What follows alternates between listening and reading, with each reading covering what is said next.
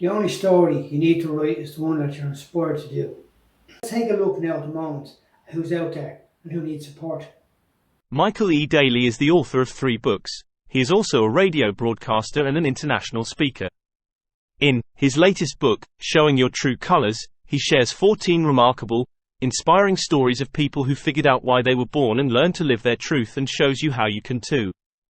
These stories will show you it is never too early or too late to figure out why you were born and the life you need to be living to be true to yourself. Showing Your True Colors inspires you to play to your strengths, face your fears, and truly pursue the life you were born to live. Patrick Osborne.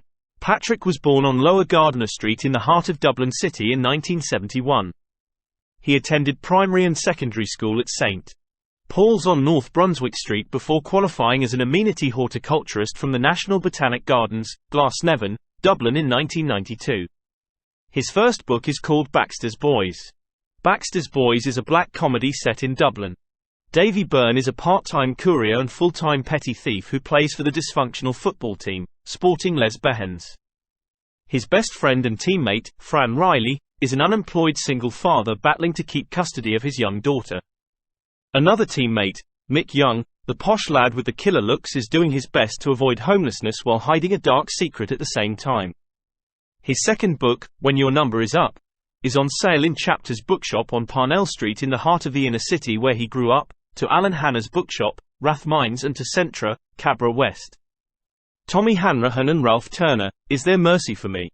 Is There Mercy for Me, is the story of a Dublin lad who had an abused childhood. Tommy had the hardest of starts. And it didn't get any better.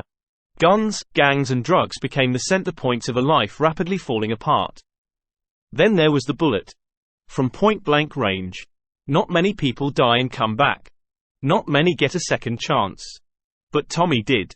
From the streets to the pulpit, this is the remarkable story of a man who cried for mercy. And was heard. This is a Christian book bringing light and a wonderful testimony, on sale in Footprints. My Week with Uncle Pat is the debut novel from Michael McDonnell. A knock on his door changed everything. An unexpected blind guest turned his world upside down, only to turn it right side up. Uncle Pat came with more baggage than any airport could handle, but somehow his nephew looked past his flaws and gave him a room for 7 days.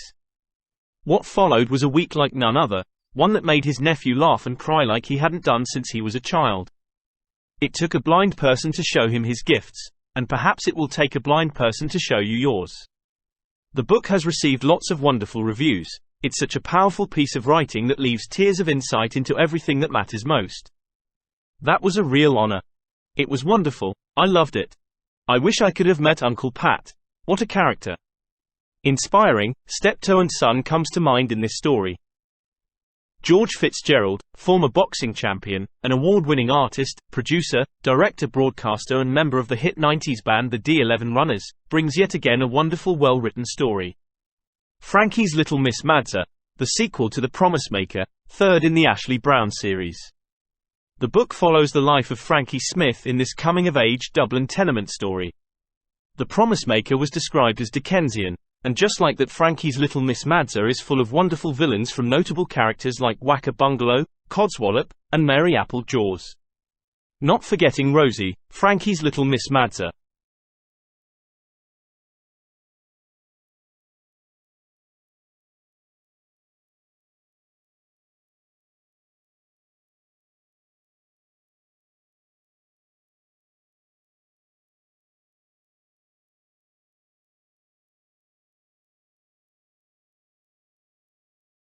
We arrived at Whacker's house, the cattle on 1,000 hills past the front door. Their padded hooves joined in the chorus with the sound of bleating sheep. Whacker opened the door and walked down the hall. We followed. The room was aged and tired, the walls blighted with dark stains. The chimney breast sad and broken, patched with old newspapers. In the scullery was a table and 4 chairs. Whacker took the one and faced me. He sat for a moment, then he paused, pushed his chair back and rose. He snatched the razor from the table and shifted towards the countertop, leaving the blade beside the sink. He showed excellent care in how he did that. I heard slashing and hailing. Wacker's thoughts brought him adrift. That was clear to see. There's 1,000 reasons why he could lose himself in meditation. He stirred the spoon in the cup of tea.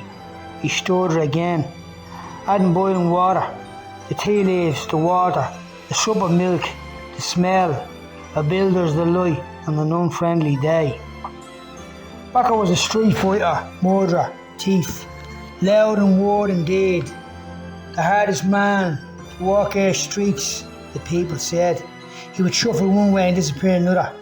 He'd use his lips to smile, his gaze to frighten, his fists to fight. He surveyed me with a mocking grin. I inspected the grip on the spoon and calculated the distance between his hand and the knife. Thank you, see, Frankie. Silence. He tipped the spoon on the side of the cup. I'll stand if it's all the same to you. He repeated the action. Tap, tap, tap. With the spoon on the side of the cup. You're a good lad. He raised the cup to his lips. Thanks. I'll drink to your health. He swallowed the contents.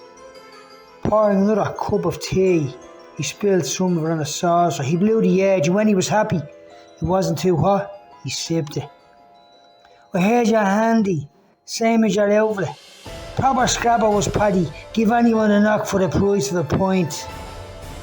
I stand me ground too, if the occasion calls for it. Ha ha! Modest, with a murder. He sipped his tea again.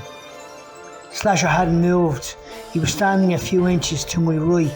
I watched him throw sly glances in my direction. Wacker plucked the knife and swiveled it towards my face. Then he turned and picked a frying pan from the counter to cook eggs, sausages and rasher. With the blade still clutched in his left hand, he bent the round mirror and walked the edge over the soapy head. When the fry was ready, he laid it on a plate before us, and we sat like a band of cheerful men. Your father was a great earner, Wacker said, chewing his bread at the same time. He wasn't me father. Oh, why? Someone else reared you? No. He gulped a mouthful of tea. He pressed his elbow on the table and pointed the knife at me. He's the fella who brought you up by hand. I looked along the edge of the blade. His face came into focus, the cut lip, polished head, and his dangerous expression. I met his icy stare. The seconds ticked slowly. I heard Slasher blowing his loose strands of hair again. Silence. He gave the knife 2 little shakes and said, "Eat up. The food is getting cold." I did as asked and wondered why I was there. What does he want?